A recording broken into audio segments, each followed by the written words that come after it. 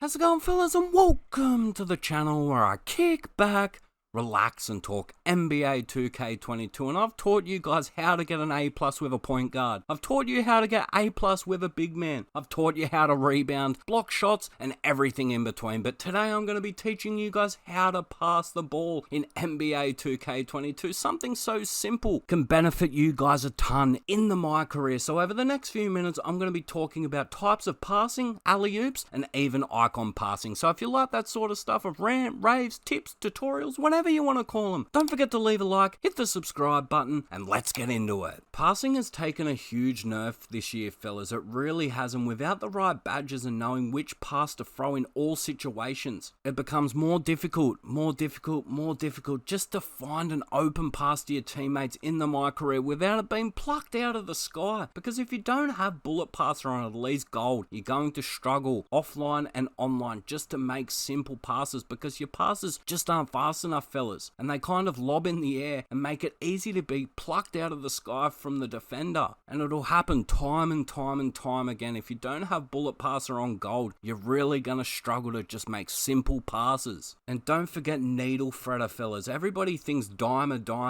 Yeah, dimer will help, but bullet passer and needle threader are the two big badges that you need to make tight passes. And being able to pass through tight spaces and through defenders is a huge bonus. You don't have to rely on it because it won't work all the time. You won't be bailed out every single time, but it will work sometimes. But Kawhi Leonard and elite defenders like that will still be a problem. But needle threader and bullet passer are the two main badges that you will need as high as possible. As high as your build can get them, you need to have bullet passer and needle threader as high as possible, especially on the higher difficulties like Hall of Fame. So the next thing I want to talk about is just how to do every type of pass. I know this is simple stuff, fellas, but some people are new to the game and they're struggling to get A+. They're struggling to win games in the Mycareer. But the first things first is just the standard pass, which is just the X button. These button layouts will all be PlayStation orientated, but the X button is just the standard pass, and it's the most common pass that you should be doing all the time. You don't really want to do bounce passes with circle or lob passes with triangle. So the standard pass is pretty much what you're going to be throwing 95% of the time, but a lot of people don't realize that holding X will do a cutout pass. So holding X while aiming the pass stick will perform a cutout pass. So you will pass to your second or even third player. It just depends who the furthest player is away. The longer you hold it, the further it'll pass it. So if you hold it, it'll pass it straight to the corner. It'll just be a standard pass, but it'll be a bit faster than a standard pass. So it'll be more like a bullet pass that'll fly straight to the corner, going over the heads of your teammates and cutting them out. It makes it easier if you're not an icon passer to be able to hit the corner really fast to the open man. Another thing when holding one of the pass buttons is holding circle brings a teammate over to you. I'm not sure if a lot of people know this, but if you ever get clamped up and forced to pick up the ball and you don't want to pass it over defenders, you can just aim the stick at which player that you want, the left stick that you want to come to you, and hold circle. That will bring your teammate over to make a safe pass, so it can't be intercepted, and it's easy to do. As I said, you just hold circle and that's it. The next thing I want to talk about is holding triangle. This makes a teammate cut, well, sort of. This mechanic used to be really good, but it got nerfed, I think, in 2K21, and it's been nerfed into the ground, fellas. Your player barely runs 3 or 4 steps before your player automatically passes to your teammate. So you would have to hold it, and your player would just cut to the basket in the old days, and then you let go of the button when you wanted to pass the ball. And if you didn't want to pass the ball, you could just fake pass, and you didn't have to pass it. So it was so good for players to just cut behind players from the corner. You could pick players to cut from the hash. It was great. You had so much control of your players, whether they cut to the basket or not, and they've just taken it out of the game. And it was huge offline. I mean, not offline, sorry, online, fellas. It was huge because you could actually make players that were just guarding AI actually have to guard them because they'd just stand in corner and just go, the AI is not going to do anything. But if you force them to cut to the basket and it's wide open, it's an easy dunk. But they nerfed this into the ground. It does work a little bit, but don't rely on it, fellas. Trust me, holding triangle, if you did used this in older 2Ks, it was perfect, but now it's just pretty much a waste of time. So the next thing I want to talk about is alley-oops, and you're probably thinking I forgot about alley-oops, but they're one of the most helpful things to do in the Mycareer. But there's a few things that you need to look at before letting the alley-oop pass fly. Who's in front of you in the passing lane? That's the first question that you need answered, fellas. If it's a guard, let it fly, because he's not tall enough to get the interception or the steal. But if it's a big man, you can throw it, but there is a chance of it being stolen. Unless the player isn't a defensive big man, you can get away with it, but most of the time on harder difficulties, it will be plucked out of the sky. So you need to look at the positioning of the big. Which way is the big man facing? Has he got his back to you? Is he perfectly in the lane? Because if they are, fellas, you need to hesitate and not just throw it for the sake of it. Just because the guy has an open drive to the basket doesn't mean you should be throwing the pass, because if there's a big man in the way, most of the time they're going to pluck it out of the sky, as I said, on harder difficulties, and it's just going to be a headache. So you need to look at who's the guy guarding the passing lane for the alley-oop pass. And the last thing I want to talk about when it comes to alley-oops is the player open that you're passing it to, because unless your guy's a full-blown dunker that can dunk on 3, 4, 5 players, he needs to be completely open, because an alley-oop is a flashy play, and having people around you will make it contested. Especially with Intimidator, it will make the alley-oop dunk contested, and they will miss time and time again if they're not a slashing archetype. So make sure that your teammate is open and nobody's in between them, fellas. Plus, nobody needs to be under the basket, because Intimidator will still activate when they're just standing under the basket. They don't even have to jump. So just players being around the ring will affect your layup or your alley-oop dunk. Plus, you want your teammate to run onto the pass. You don't want him to be catching the ball under the basket with no momentum. You need to be running onto the ball. So do it just before he enters the key, and you should be fine most of the time. But this will take a little bit of time getting used to, but once you get used to it, it's a huge asset. So the last thing I want to talk about is just icon passing. I'm still learning icon passing, fellas, to be honest, but I'm slowly getting better, and trust me, fellas, that half a second that it takes for you to hold down the X button to get the cutout pass can be taken away if you just use icon passing. Look, this system is so much better than the point you stick at the player and hold X or tap X or whatever, because sometimes you don't push the stick in the right direction. It's never perfect, but with icon passing, you make it perfect, and it's all about hitting the right button at the right time, and all about timing instead of aiming your pass. So let's talk about positions and teammates. So once you've hit R1, all the icons will appear above the head. So X will be the point guard, circle will be the shooting guard, square will be the small forward, triangle the power forward, and L2 will be the center. But you can also hit R1 then L1, and that will pass to the closest player to the basket. This helps a ton for outlet passes after a rebound, fellas. So you'll grab the rebound, hit L1 after hitting R1, and you'll throw it straight up the court. You can hold X for that as well, fellas. If you get the rebound, just